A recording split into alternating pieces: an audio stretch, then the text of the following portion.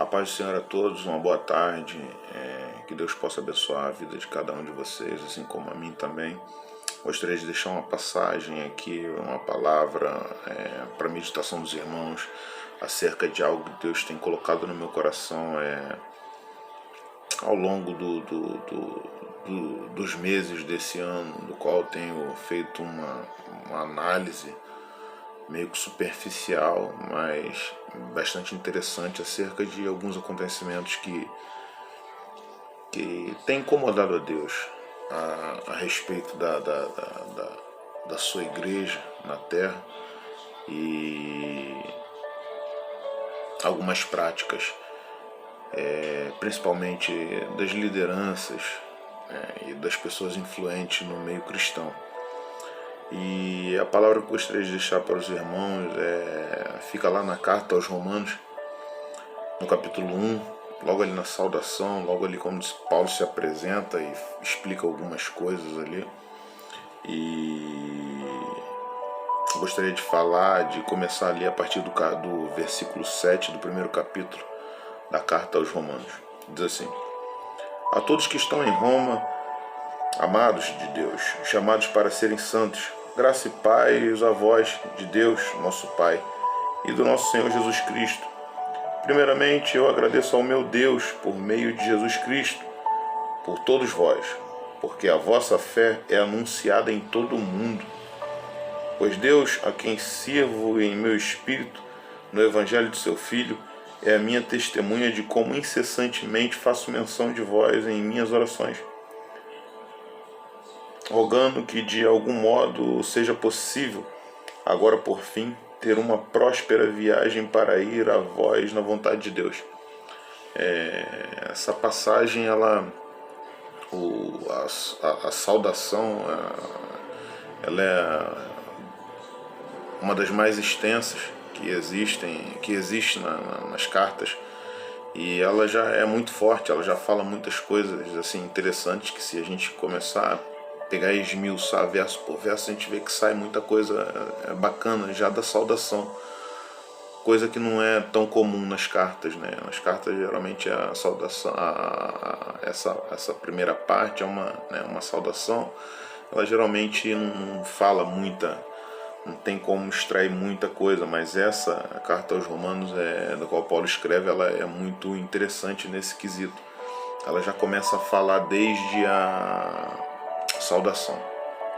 E o contexto histórico de que se trata, de que foi escrita essa carta, foi aproximadamente no ano de 57, especialmente assim na primavera de 57 depois de Cristo.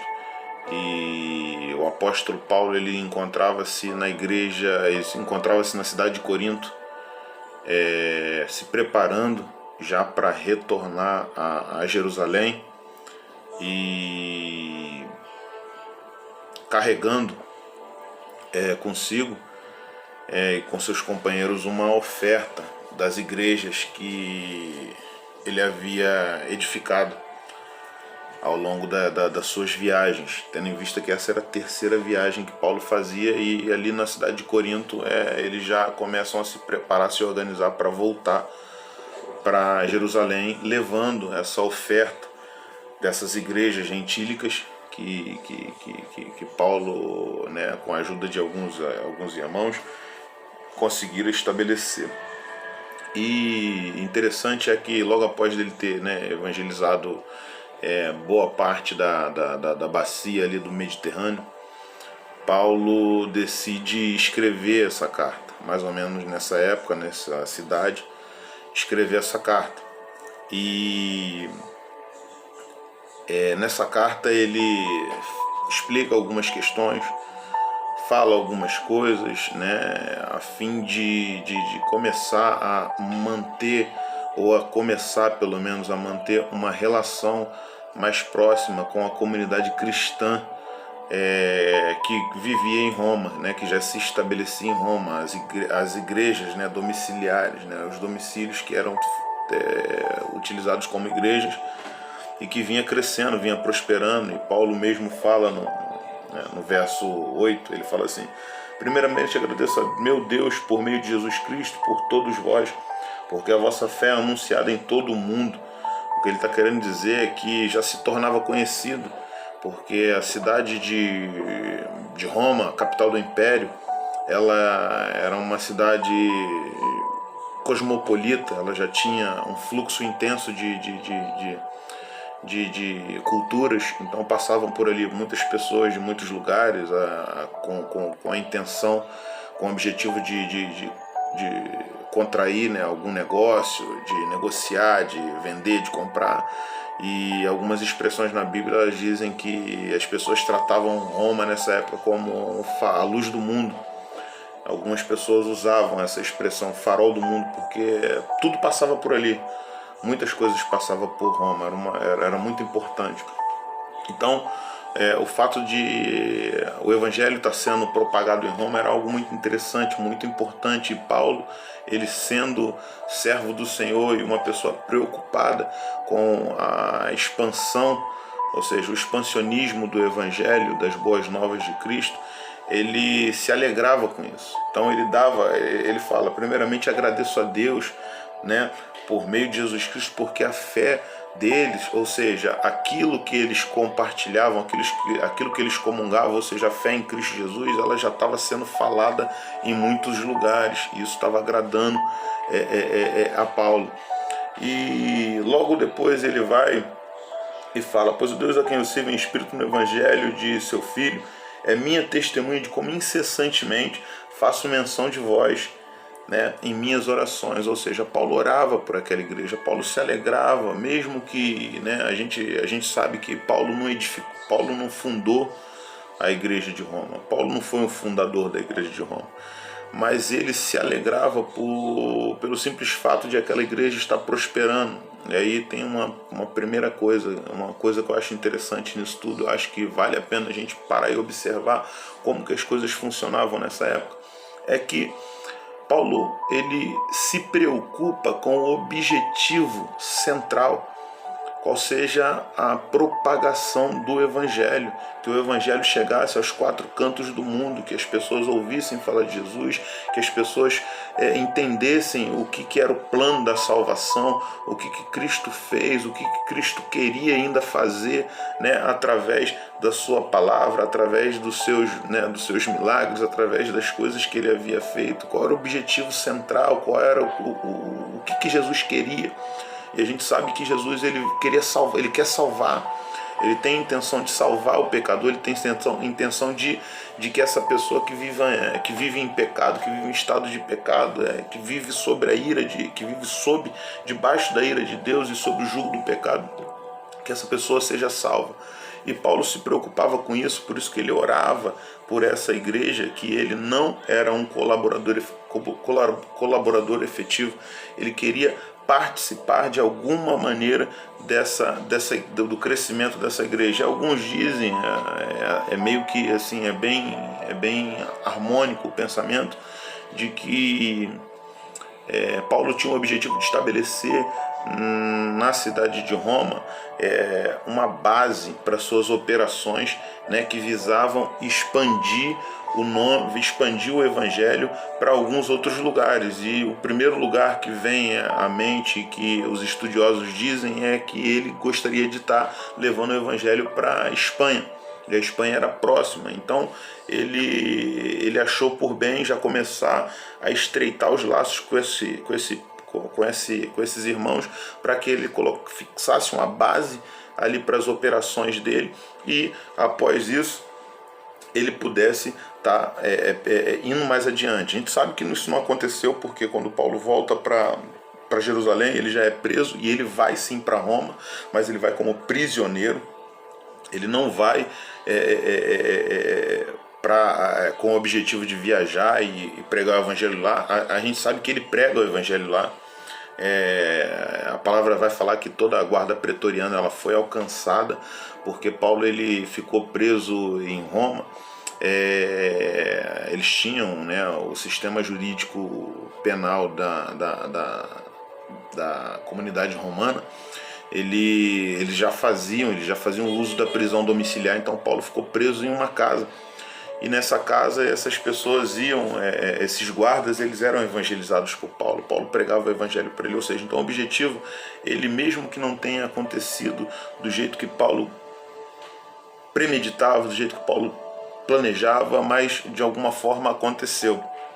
E o fato assim que interessante, que vale a pena a gente tentar puxar para os nossos dias, é o fato de que na igreja primitiva não existia essas questões que existem hoje. Na verdade, eu acho que de repente possa até ter assim, existido de uma maneira bem mínima, bem pequena, mas não como hoje, essa divisão que é criada, né, essa barreira rígida, essa fronteira rígida que é criada entre as denominações.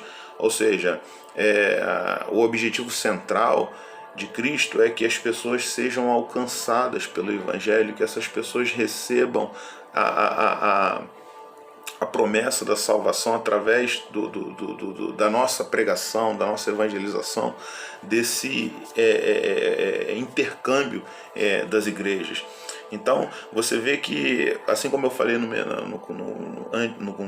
começo do vídeo, essas comunidades gentílicas que haviam sido fundadas por Paulo, como a comunidade da Galácia, como a comunidade de Corinto, a comunidade de Filipos, a comunidade de Colossos, a comunidade de todas essas comunidades, essas igrejas que foram implantadas por Paulo, elas estavam se reunindo com o objetivo comum, o objetivo central de fazer uma certa arrecadação, porque havia uma grande fome, havia um problema terrível da falta de recursos financeiros para os irmãos da Judéia, para os judeus que haviam se convertido ao cristianismo, que viviam na Judéia. Eles viviam em uma situação de pobreza.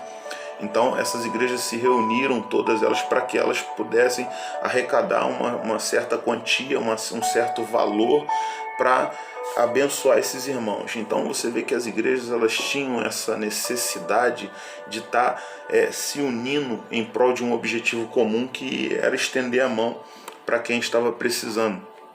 Hoje a gente tem uma certa dificuldade, porque as liturgias das igrejas, ou seja, aquelas coisinhas que vão mudando de uma igreja para outra, elas fizeram com que essa fronteira fosse aumentando demasiadamente, fazendo com que essas pessoas que, por exemplo, uma igreja X e uma igreja Y, elas muitas das vezes nem se cumprimentam na rua, e esquecendo-se, que o objetivo do Evangelho não é criar nome, não é denominação, porque lá no céu não vai ter denominação.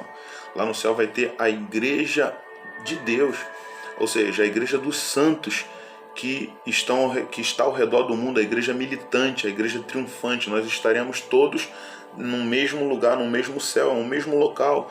Não vai ter essa questão de divisão. A presbiteriana vai ficar num cantinho, a batista no outro cantinho, a Assembleia de Deus em um cantinho, a congregacional, a Nova Vida em outro cantinho. Não vai ter nada disso. Lá vai ser um céu que nós iremos compartilhar de maneira como nós iremos, um espaço comum que nós iremos compartilhar para adorar a Deus. Então, o que acontece nesse capítulo 7, nesse primeiro capítulo da carta aos Coríntios, no verso 7, 8 e 9, é que Paulo, ele falava dessa comunidade com carinho para Deus, Senhor, abençoa. Não foi eu que edifiquei, não foi eu que fundei essa igreja, mas abençoa aqueles cristãos, porque a fé deles já é propagada pelo mundo. As pessoas já estão ouvindo falar que lá em Roma tem uma galera que está pregando a tua palavra.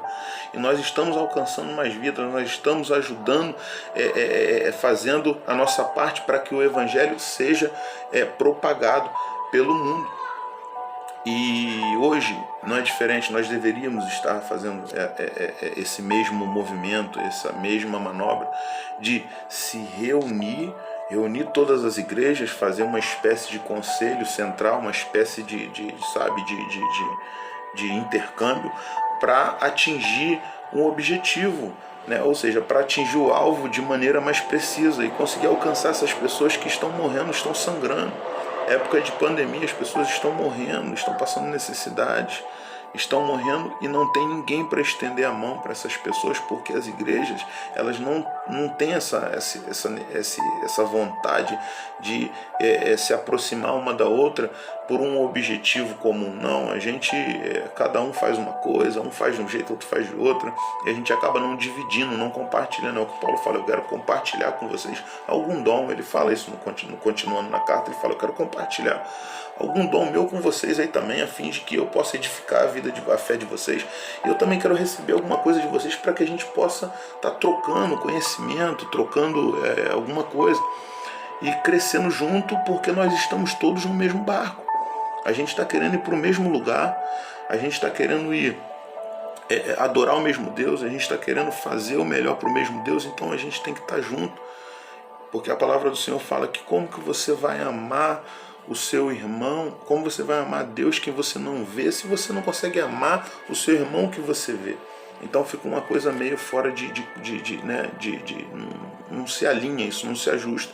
Porque a ideia de Deus é que a igreja se espalhasse pelo mundo, mas que ela se mantesse unida por o mesmo vínculo, que é Jesus Cristo. A palavra fala que nós somos um corpo. E você não vê o braço andando por aí sozinho, uma perna sozinha, um coração ou uma cabeça por aí sozinha, não. Sempre está andando o corpo todo. E com a igreja não é diferente. Esse corpo de Cristo, ele precisa andar de maneira uniforme. Nós precisamos colocar a mão na consciência, parar para pensar e tomar atitudes como esses caras tomavam aqui nessa época da igreja primitiva, né?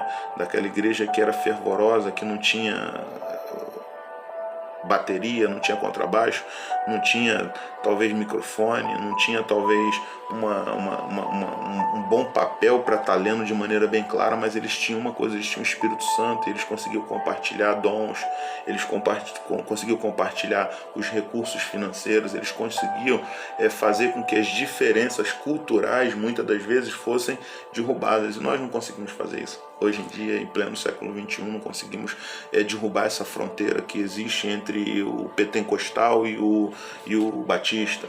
Eles são muito, eles divergem muito em alguns pontos por questões das liturgias da igreja, mas eles se esquecem que os dogmas fundamentais, aqueles imutáveis, eles são os mesmos. Então eu creio que Jesus morreu, ressuscitou ao terceiro dia e está ansioso para vir buscar a sua igreja, assim como o pentecostal, o batista, o presbiteriano, o da igreja wesleyana metodista, por exemplo. Todos nós acreditamos nessas mesmas coisas. Então a gente tem que se preocupar com as questões mais importantes e em detrimento das coisas menos importantes. E para com a discussão e vamos fazer com que a igreja se una novamente com o objetivo de evangelizar o mundo. Essa é a palavra que Deus colocou no meu coração. Que Deus possa abençoar a vida de cada um de vocês poderosamente e que as placas caiam. As placas caiam e o nome de Jesus ele seja cada vez mais evidente no meio da igreja. Amém.